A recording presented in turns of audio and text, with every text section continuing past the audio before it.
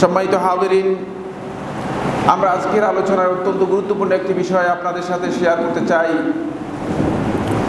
আর সেই বিষয়টি হচ্ছে আলোচনা, সমালোচনা, বক্তব্যের ক্ষেত্রে একজন ঈমানদার ব্যক্তির প্রতি ইসলামের নির্দেশনা কি, এই বিষয় নিয়ে আমি আপনাদের সামনে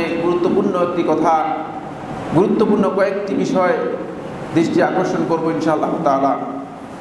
কিন্তু এর আগে সম্মানিত হাজিরিন, আমি দুটি বিষয়ে আজকের আলোচনায় আপনাদের সাথে শেয়ার করতে চাই, দৃষ্টি আকর্ষণ করতে চাই, যেটি আমাদের প্রত্যেক ঈমানদার ব্যক্তিদের জন্য অত্যন্ত গুরুত্বপূর্ণ বিষয়। ইতিমধ্যেই আমরা প্রিন্টিং মিডিয়া সহ সোশ্যাল মিডিয়ার মাধ্যমে, ফেসবুক সহ আরও অন্যান্য যে সমস্ত মিডিয়াগুলো রয়েছে, এই মিডিয়ার মাধ্যমে আমরা জানতে পেরেছি যে আমাদের পার্শ্ববর্তী দেশ ভারতের মধ্যে একজন মুসলিম যুবককে, তাবরিজ আনসারী নামে তার এই মুসলিম যুবককে প্রকাশ্যে লোকদের সামনে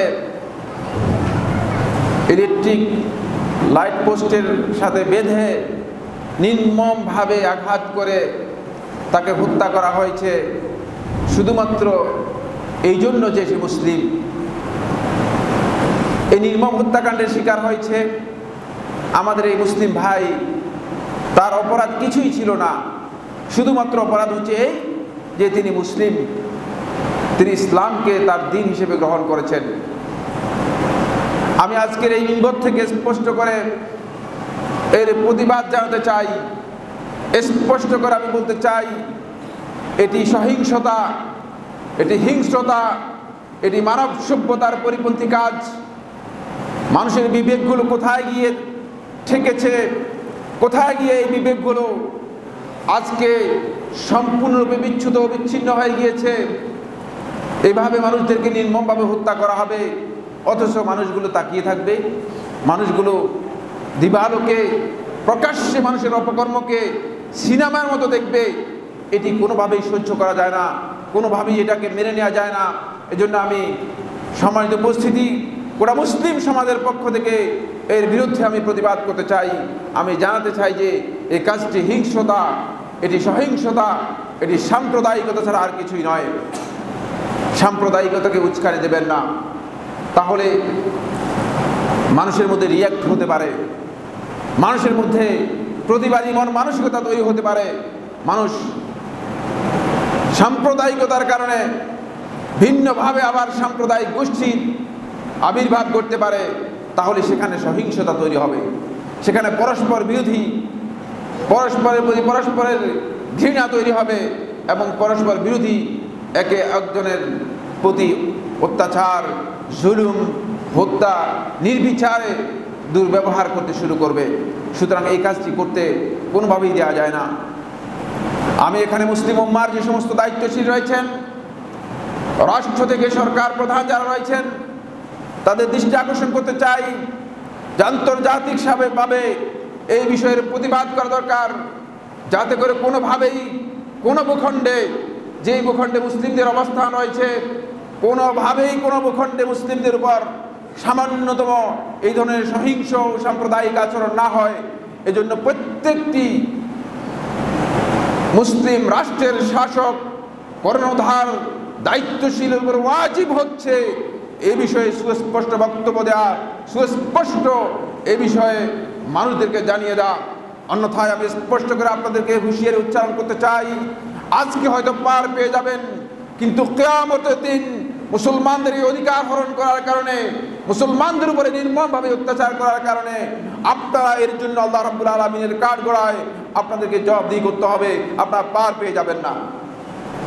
এরপর মুসলিম জনগণকে আমি বলতে চাই, আপনারা আল্লাহ রাব্বুল আলামিনের কাছে দোয়া করুন, যারা আজকে নির্যাতিত হচ্ছে, আল্লাহ রাব্বুল আলামিন যেন তাদেরকে সত্যিকারভাবে ধৈর্য ধারণ করার তৌফিক দান করেন এবং আপনাদের যার যতটুকু সক্ষমতা রয়েছে, যার যতটুকু কর্তৃত্ব রয়েছে, সে কর্তৃত্বের অধীনে, ক্ষমতা এবং সক্ষমতার অধীনে আপনাদের প্রত্যেকটি মুসলিমের উপর ওয়াজিব হচ্ছে এ বিষয়ে মুখের মাধ্যমে, লেখনের মাধ্যমে, বক্তব্যের মাধ্যমে, আলোচনার মাধ্যমে স্পষ্ট করে প্রতিবাদ করা, এটি আপনাদের উপর ওয়াজিব। অন্যথায় আপনারা নিজেদের ঈমানের বিষয়ে আল্লাহ রাব্বুল আলামিনের কাছে ধরা পড়ে যাবেন। আপনার ঈমান আপনাকে এতটুকু উপলব্ধি দেয়নি, এতটুকু অনুভূতি দেয়নি যে একজন মুসলিম ভাইকে প্রকাশ্যভাবে হত্যা করা হবে আর আপনি তাকিয়ে তাকিয়ে সিনেমার মতো দেখবেন? এটা হতে পারে না। ঈমানদার ব্যক্তিরা এটাকে বরদাস্ত করতে পারে না। তো ঈমানের দাবি এর পরিপন্থী। আর যে সমস্ত বন্ধুগণ, ভারতের যে সমস্ত বন্ধুগণ রয়েছেন, আমি তাদেরকে স্পষ্ট করে বলতে চাই, আপনাদেরকে আরো ধৈর্য ধারণ করতে হবে, আপনাদেরকে ধৈর্য ধারণ করতে হবে। ইসবিরুনি হাত্তা তালকাউনি আলাল হাউদ, তোমরা ধৈর্য ধারণ করে ইসবিরু হাত্তা তালকাউনি আলাল হাউদ, হাউদে কাউসারে আল্লাহ নবী সাল্লাল্লাহু আলাইহি ওয়াসাল্লামের সাথে সাক্ষাৎ করা পর্যন্ত নবী সাল্লাল্লাহু আলাইহি ওয়াসাল্লাম ধৈর্যের কথা বলেছেন। তাই আমি আপনাদেরকে অনুরোধ করব, ধৈর্য ধারণ করুন। ওয়াহতাসিবু ইলাল্লাহ, আল্লাহর কাছে সওয়াবের আশা করুন। আল্লাহ রাব্বুল আলামিন অবশ্যই আপনাদেরকে এর জন্য প্রতিদান দেবেন। ওয়ামা নাকামু মিনহুম ইল্লা আন ইউমিনু বিল্লাহিল আজিজিল হামিদ। অনেক আগেই তো আমার আল্লাহ রাব্বুল আলামিন বলে দিয়েছেন, তাদের উপর থেকে প্রতিশোধ নেওয়া হচ্ছে একটি মাত্র কারণে, সেটি হচ্ছে তারা আল্লাহ রাব্বুল আলামিনের উপর, মহাপরাক্রমশালী প্রশংসিত আল্লাহ রাব্বুল আলামিনের উপর তারা ঈমান এনেছে। ঈমানের কারণে তাদের উপর প্রতিশোধ নেওয়া হচ্ছে, ঈমানের উপর তাদের উপর জুলুম অত্যাচার করা হচ্ছে।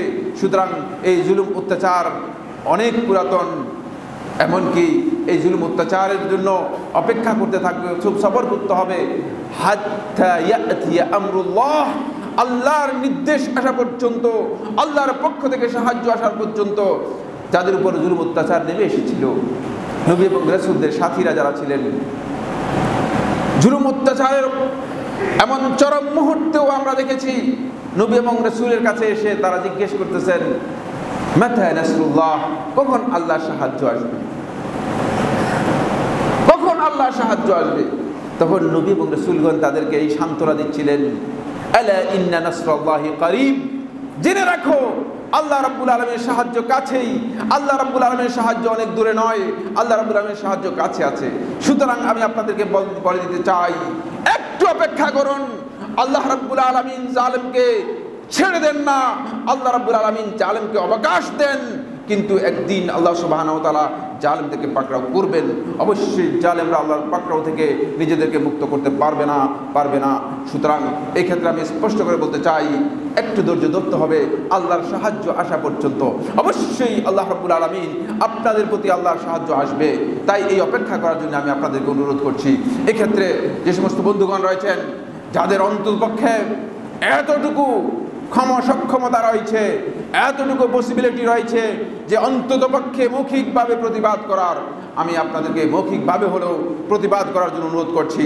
যদি গণতান্ত্রিক পদ্ধতিতে প্রতিবাদ করার কোনো বৈধ পদ্ধতি থাকে, সেই পদ্ধতি অনুসরণ করে প্রতিবাদ করার জন্য অনুরোধ করছি। কারণ মুসলিমদেরকে আজকে যেভাবে তুচ্ছ জ্ঞান করা হচ্ছে, আমি আশঙ্কা করছি আরাকানের লক্ষ লক্ষ মুসলমানদেরকে বাংলাদেশে পুশ করে দেওয়া হয়েছে, তাদেরকে মনে হয় যেন তাদের কোনো মানুষই না, মানুষের মর্যাদা দেওয়া হয়নি। পৃথিবীর বিভিন্ন ভূখণ্ডে মুসলমানদেরকে মানুষের মর্যাদা দেওয়া হচ্ছে না, মুসলমানদের লাশ ভেসে উঠতেছে, তার নিষ্পাপ শিশু সহ। আপনারা পত্রপত্রিকায় দেখেছেন, নিষ্পাপ শিশু পিতার সাথে তার লাশ ভেসে উঠতেছে। যে দৃশ্যগুলো সত্যিকার করুণ দৃশ্য, একটি মাত্র কারণেই হচ্ছে যে আমার আল্লাহ রাব্বুল আলামিনের প্রতি তারা ঈমান এনেছে, এই জন্য তাদের কোনো রাইট নেই, এই জন্য তাদের কোনো অধিকার নেই। মানবাধিকার সংস্থাগুলো, আন্তর্জাতিক মানবাধিকার সংস্থাগুলো একটা কুকুর মারা গেলে সেখানে বক্তব্য দেয়, সেখানে তাদের অবস্থান থাকে, কিন্তু একজন মুসলিম মারা গেলে, 100 মুসলিম মারা গেলে, 1 লক্ষ মুসলিম মারা গেলেও সেখানে তাদের কোনো বক্তব্য নেই। কারণ কি? কারণ মুসলমানদের কোনো মানবাধিকার নেই। এই জন্য আমাদেরকে সতর্কতা অবলম্বন করতে হবে। এই বিষয়ে আমি আপনাদের দৃষ্টি আকর্ষণ করতে চাই, আপনাদের মাধ্যমে আমি গোটা বিশ্বকে দৃষ্টি আকর্ষণ করতে চাই। আমাদেরকে সত্যিকার শিক্ষা নিতে হবে, ইসলামকে সত্যিকারভাবে উপলব্ধি করে নিজেদের জীবনে বাস্তবায়ন করতে হবে।